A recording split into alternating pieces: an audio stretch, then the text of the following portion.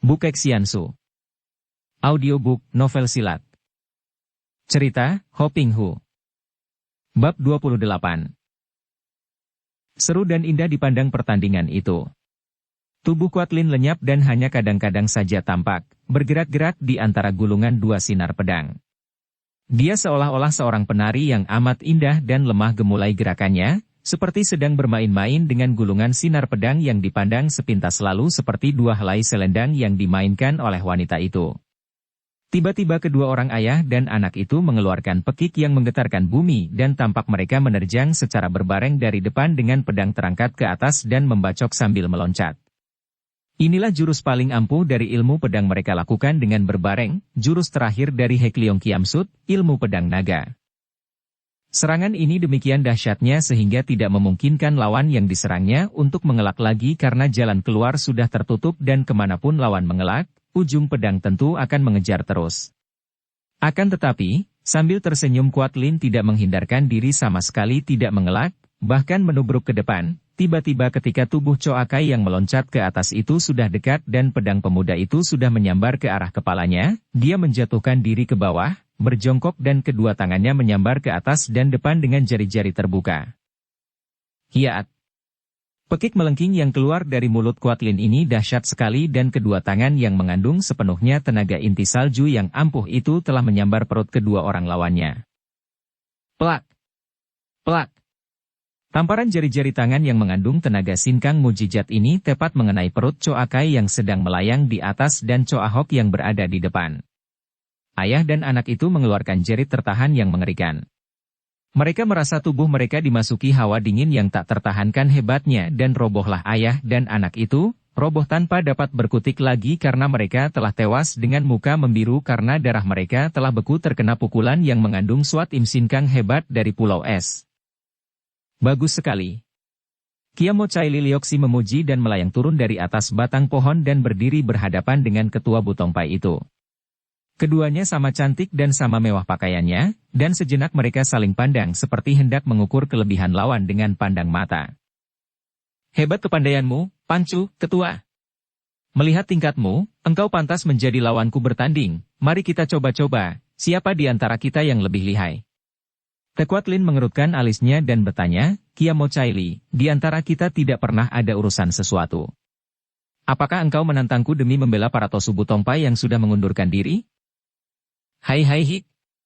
Wanita yang sudah hampir nenek-nenek namun masih amat genit itu terkekeh. Aku membela Tosu Butongpai?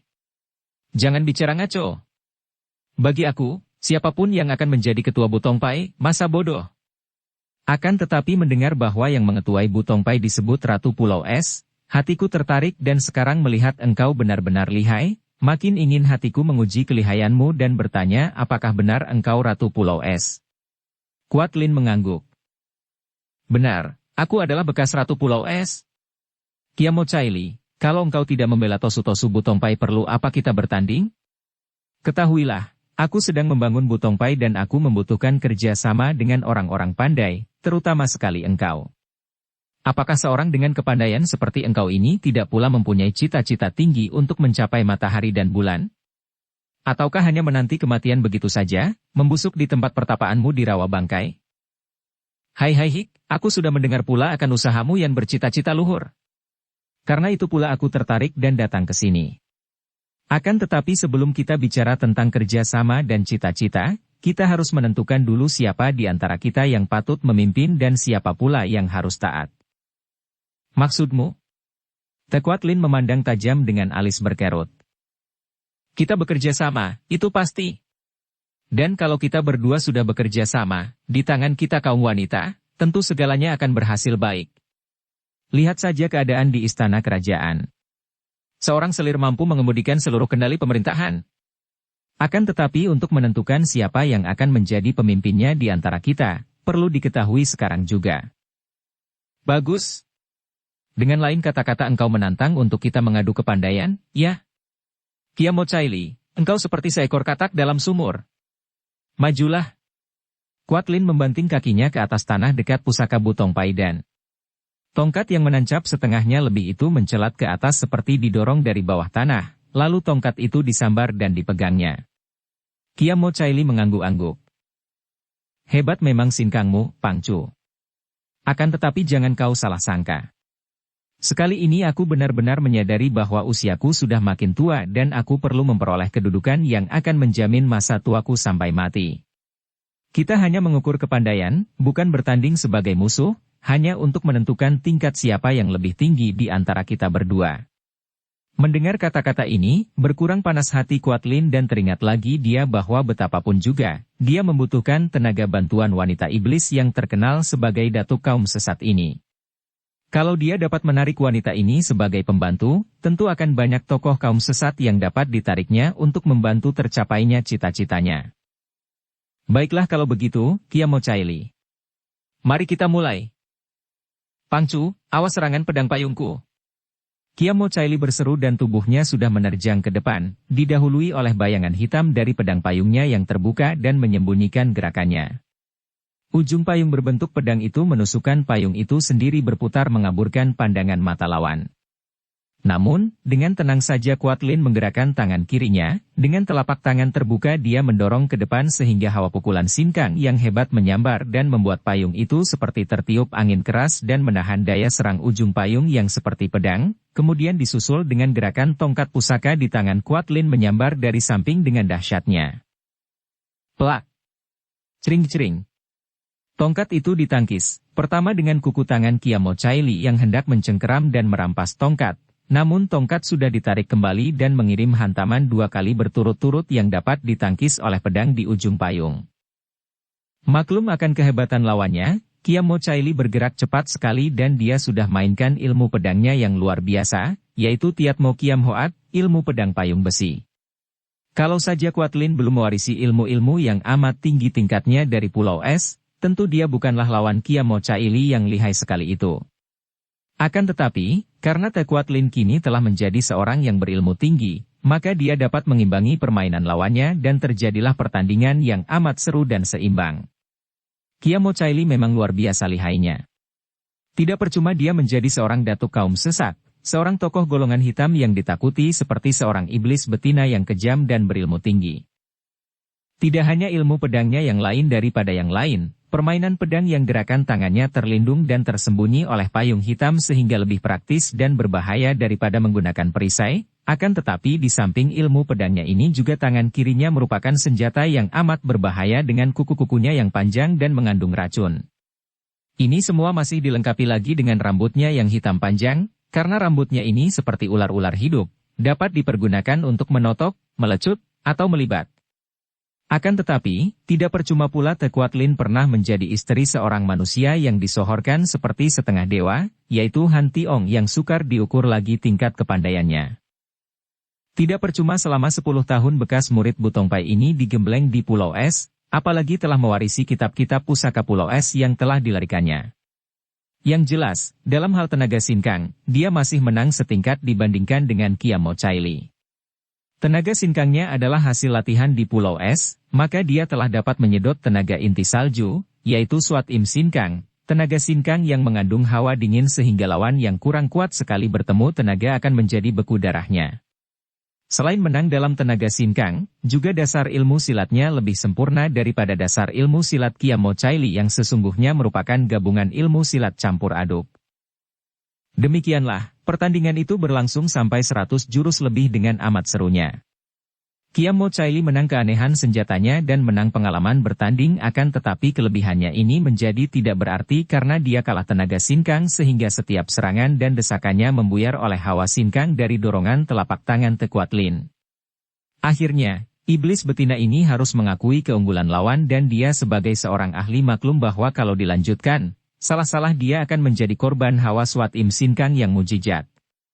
Maka dia meloncat ke belakang dan berseru, "Cukup, Pangcu. Kepandaianmu hebat, engkau pantas menjadi Ratu Pulau Es, pantas menjadi ketua Butongpai dan biarlah aku membantumu dalam kerja sama kita." Dapat dibayangkan betapa girangnya hati Quadlin mendengar ini. Dia lalu menghampiri Kiamo Caili, menggandeng tangan wanita itu dan memperkenalkan kepada Sui Liang, Sui Nio, dan Han Buong. Kemudian dia mengajak sahabat baru itu memasuki gedungnya dan sambil menghadapi hidangan lezat kedua orang wanita lihai ini bercakap-cakap dan mengadakan perundingan untuk bekerja sama. Ternyata mereka cocok sekali dan memang keduanya merindukan kedudukan yang mulia dan terhormat, maka dalam perundingan ini, Qiam Mo Caili dianggap sebagai pembantu utama dan tangan kanan Kuat Lin, bahkan rawa bangkai yang terletak di kaki pegunungan Luliangsan itu dijadikan markas kedua di mana kelak akan dilakukan semua pertemuan dan perundingan rahasia. Benar saja seperti yang diharapkan, setelah Qiam Mo Caili menjadi pembantunya, banyaklah kaum sesat yang menggabung dan menyatakan suka bekerja sama sehingga biarpun tidak resmi, mulai saat itu Te Kuat Lin bukan hanya menjadi ketua Butongpai, akan tetapi juga diakui sebagai datuk kaum sesat nomor 1. Hubungan rahasia yang diadakan oleh Te Kuat Lin dengan para pembesar kota raja menjadi makin luas, dan diam-diam persekutuan ini mulai mengatur rencana pemberontakan untuk menggulingkan kaisar. Dari para pembesar yang mengharapkan bantuan orang-orang Kang Ou inilah Kuat Lin memperoleh bantuan keuangan sehingga Butongpai menjadi makin kuat dan wanita lihai ini dapat menarik banyak tenaga bantuan orang pandai dengan mempergunakan uang sebagai pancingan. Keadaan kerajaan Tang di masa itu memang sedang diancam pergolakan hebat. Kaisarnya, yaitu Kaisar Beng Ong, atau yang terkenal juga dengan sebutan Kaisar Hian Tiong. Tak dapat disangkal lagi, di bawah pemerintahan Kaisar Beng ini kerajaan Tang mengalami perkembangan yang amat pesat sehingga menjadi sebuah kerajaan yang luas sekali wilayahnya. Di zaman pemerintahannya inilah, 712-756, di Tiongkok bermunculan sastrawan-sastrawan dan pelukis-pelukis yang menjadi terkenal sekali dalam sejarah, seperti Li Taipo, Tu Fu, Wang Wei dan lain-lain. Namun, disayangkan bahwa kebijaksanaan Beng Ong dalam mengemudikan roda pemerintahan ini mengalami godaan hebat yang meruntuhkan segala-galanya. Seperti telah terjadi seringkali, di zaman apapun dan di negara manapun juga, Beng Ong yang hatinya teguh menghadapi godaan segala macam keduniawian, ternyata lumpuh ketika menghadapi seorang wanita. Betapa banyaknya sudah dibuktikan oleh sejarah, betapa pria-pria yang hebat, pandai, gagah perkasa dan kuat hatinya, menjadi luluh dan tak berdaya begitu bertemu dengan seorang wanita yang berkenan di hatinya. Peristiwa itu terjadi dalam tahun 745. Ketika itu, Raja Beng Ong sudah berusia 60 tahun lebih. Sebenarnya sudah tua dan sudah kakek-kakek, namun seperti telah terbukti dari zaman dahulu sampai sekarang, laki-laki, betapapun tuanya dalam menghadapi wanita menjadi seperti seorang kanak-kanak yang hijau dan lemah. Seorang di antara banyak pangeran, yaitu putra kaisar yang terlahir dari banyak selirnya adalah Pangeran Su. Pangeran ini mempunyai seorang istri yang amat cantik jelita, dan menurut kabar angin, wanita ini cantiknya melebihi bidadari kahyangan. Wanita ini bernama Yang Kui Hui, dan memang wanita ini memiliki kecantikan yang amat luar biasa sehingga terkenal di seluruh penjuru dunia. Ketika Kaisar Beng Ong dalam suatu kesempatan bertemu dan melihat Yang Kui Hui, seketika hati kaisar tua itu tergila-gila. Ratusan orang selir cantik dan pelayan-pelayan muda dan perawan tidak lagi menarik hatinya dan setiap saat yang tampak di depan matanya hanyalah wajah Yang Kui Hui yang cantik jelita. Akhirnya, kaisar tidak lagi dapat menahan nafsu hatinya. Dengan kekerasan dia memaksa putranya sendiri, Pangeran Su, untuk menceraikan istrinya dan mengawinkan pangeran ini dengan seorang wanita lain. Adapun Yang Kui Hui, tentu saja, segera dimasukkan ke dalam istana, di dalam kumpulan harem, rombongan selir, di istana. Setelah Yang Kui Hui pada malam pertama melayani Kaisar Beng Ong, bekas ayah mertuanya, sejak saat itulah terjadi lembar baru dalam sejarah kerajaan Tang. Kaisar Beng Ong yang tadinya giat mengurus pemerintahan, memperhatikan segala urusan pemerintahan sampai ke soal yang sekecil-kecilnya, kini mulai tidak acuh dan menyerahkan semua urusan ke tangan para taikam, orang kebiri, kepercayaan raja, dan para pembesar yang berwenang. Dia sendiri dari pagi sampai jauh malam tak pernah meninggalkan tempat tidur di mana Yang Kui Hui menghiburnya dengan penuh kemesraan. Dalam beberapa bulan saja, selir yang tercinta ini berhasil menguasai hati kaisar seluruhnya sehingga apapun yang dilakukan oleh Yang Kui Hui selalu benar, dan apapun yang diminta oleh selir ini, tidak ada yang ditolak oleh kaisar tua yang sudah dimabok cinta itu. Yang Kui Hui bukanlah seorang wanita bodoh. Sama sekali bukan. Tentu saja hatinya menaruh dendam kepada Kaisar Beng Ong karena dia dipisahkan dari suaminya yang tercinta. Sudah pasti sekali dalam melayani semua nafsu berahi kaisar tua itu, ada tersembunyi niat yang lain lagi, bukan semata-mata karena dia membalas cinta kasih kaisar yang sudah tua itu. Dia tidak menyia-nyiakan kesempatan amat baik itu. Setelah membuat kaisar tergila-gila dan seolah-olah bertekuk lutut di depan kakinya yang kecil mungil, mulailah Yang Kui-hui memetik hasil pengorbanan diri dan hatinya. Dia menggunakan pengaruhnya terhadap kaisar, menarik keluarganya menduduki tempat-tempat penting dalam pemerintahan. Bahkan kakaknya yang bernama Yang Kok Tiong diangkat menjadi menteri pertama dari kerajaan Tang setelah menteri yang lama dicopot secara menyedihkan oleh kaisar, tentu saja atas bujukan Yang Kui-hui. Dan masih banyak lagi anggota keluarga selir yang cantik jelita ini memperoleh kedudukan yang tinggi sekali yang sebelumnya tak pernah termimpikan oleh mereka. Pada zaman itulah muncul seorang yang akan menjadi terkenal sekali dalam sejarah Tiongkok. Orang ini bukan lain adalah An Lushan, seorang yang tadinya dari keturunan tak berarti. An Lushan dilahirkan di Manchuria Selatan, di luar tembok besar, yaitu di Liaotung. Orang tuanya berdarah Turki dari suku bangsa Hitan, keturunan keluarga yang bersahaja dan terbelakang. Ketika An Lushan menjadi seorang pemuda remaja, sebagai seorang budak belian dia dijual kepada seorang perwira kerajaan Tang yang bertugas di utara, di tembok besar. Mulai saat itulah bintangnya menjadi terang. Sebagai kacung perwira itu, dia ikut pula ke medan perang dan ternyata bocah ini membuktikan dirinya sebagai seorang yang gagah berani dan cerdik sekali, memiliki keahlian dalam pertempuran sehingga beberapa kali dia membuat jasa pada pasukan yang dipimpin oleh majikannya. Maka diangkatlah dia menjadi prajurit dan dalam waktu singkat saja dia membuat jasa-jasa besar sehingga dia diangkat terus, dinaikkan menjadi perwira dan akhirnya, beberapa tahun kemudian setelah dia memenangkan beberapa peperangan melawan musuh dari luar sehingga dia berjasa besar bagi kerajaan Tang, dia diangkat menjadi jenderal. Mulailah Jenderal An Lushan ini mendekati kaisar. Setelah pangkatnya setinggi itu, tentu saja terbuka kemungkinan baginya untuk berhadapan dengan kaisar yang waktu itu sedang tergila-gila kepada Yang Kui-hui yang telah memperoleh kedudukan tinggi. An Lushan memang seorang yang amat cerdik. Menyaksikan pengaruh dan kekuasaan selir yang cantik jelita itu terhadap kaisar, dia melihat kesempatan baik sekali untuk mengangkat diri sendiri ke tempat yang lebih tinggi. Dengan sikapnya yang lucu dan ugal-ugalan, pembawaan watak liarnya, dia berhasil menyenangkan hati kaisar dan memancing kegembiraan Yang Kui-hui sendiri. Selir ini, yang setiap hari harus melayani seorang pria yang sudah tua dan sudah lemah, tentu saja bangkit gairahnya melihat jenderal yang tegap, gembira dan kasar liar itu.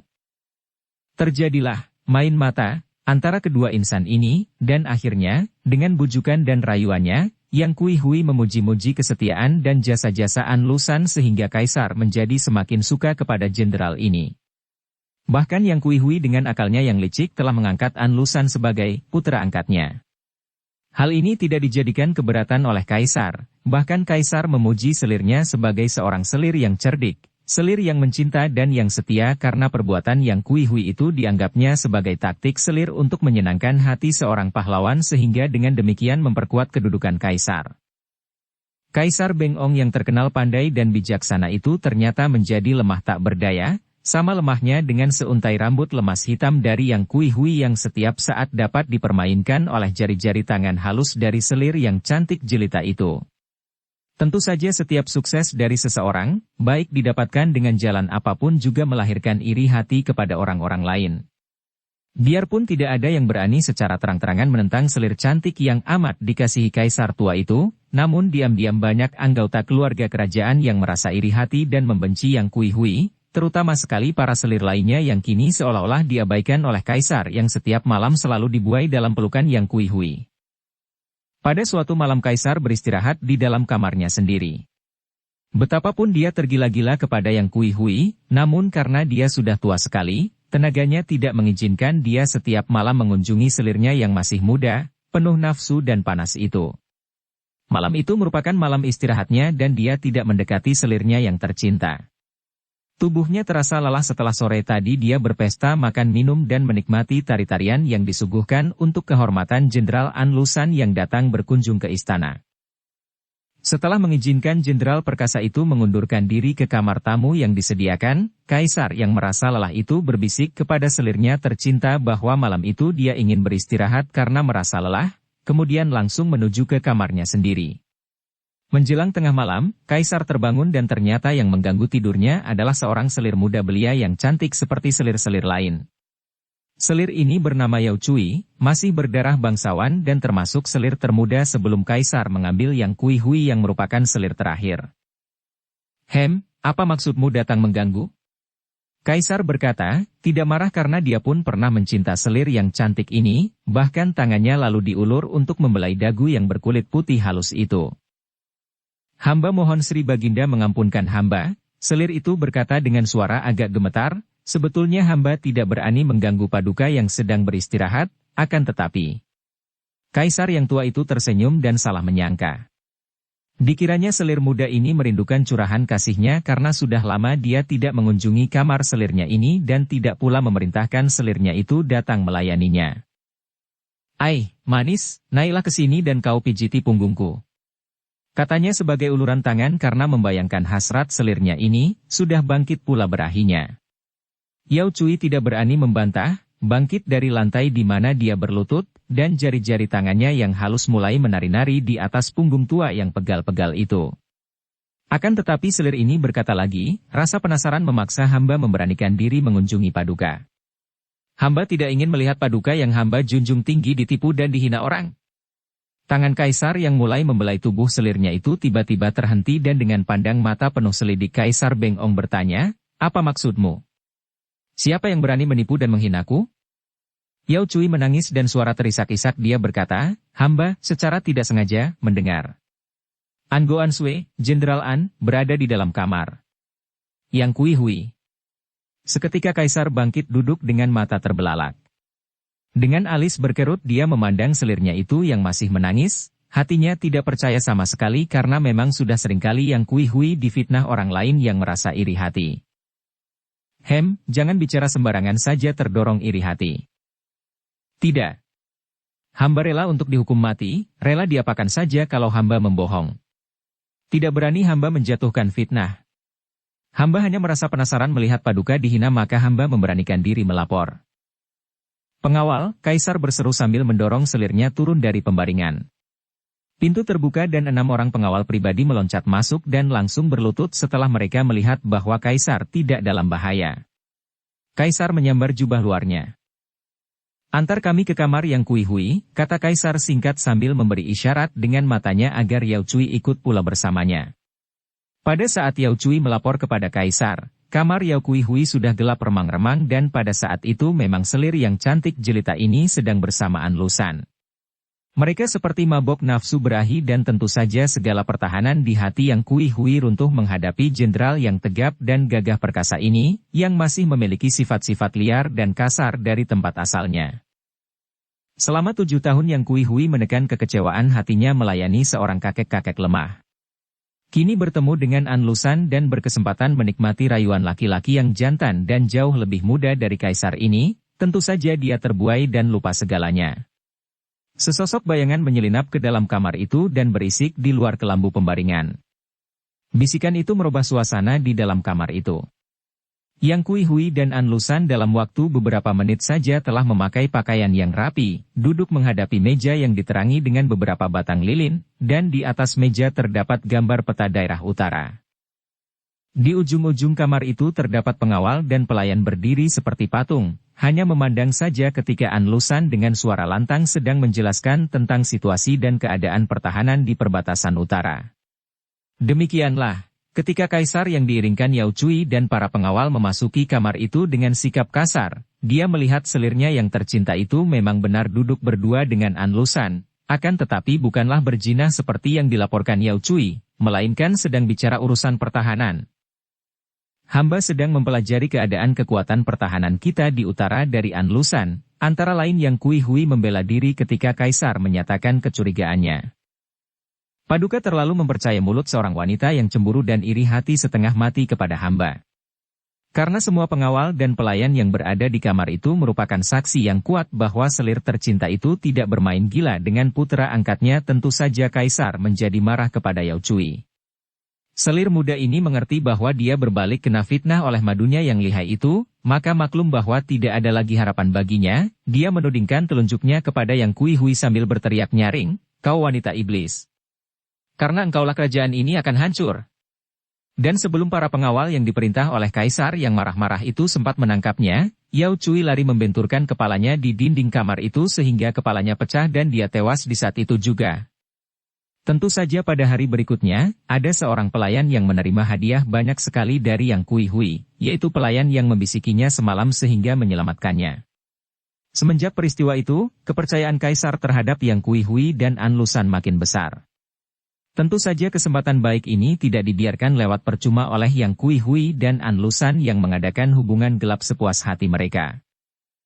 Karena pengaruh Yang Kui Hui di depan Kaisar, maka An Lushan memperoleh kehormatan yang besar, bahkan diangkat menjadi gubernur di Provinsi Liaotung. Menguasai pasukan-pasukan terbaik dari kerajaan dan menjaga di provinsi yang merupakan perbatasan timur. Kehormatan kedua diterimanya tak lama kemudian, tentu saja atas desakan dan bujukan Yang Kui Hui yaitu ketika dia dianugerahi gelar pangeran tingkat 2. Kehormatan yang besar sekali karena biasanya, gelar ini hanya diberikan kepada keluarga kerajaan yang berdarah bangsawan. Memang An Lushan seorang yang berasal dari suku bangsa terbelakang, namun dia diberkahi dengan kecerdikan luar biasa. Melihat betapa Kaisar bertekuk lutut di depan kedua kaki yang mungil dari selir Kaisar Yang Kui Hui, dia mengeluarkan semua kepandaian untuk mengambil hati selir ini dan ternyata semua muslihatnya berhasil baik dan dia memperoleh kedudukan yang tinggi sekali. Akan tetapi, tentu saja banyak pula orang merasa iri hati dan tidak suka kepada An Lushan. Di antara mereka ini adalah kakak kandung Yang Kui Hui sendiri, yaitu Yang Kok Tiong yang menjadi menteri pertama. Bersambung ke bab 29.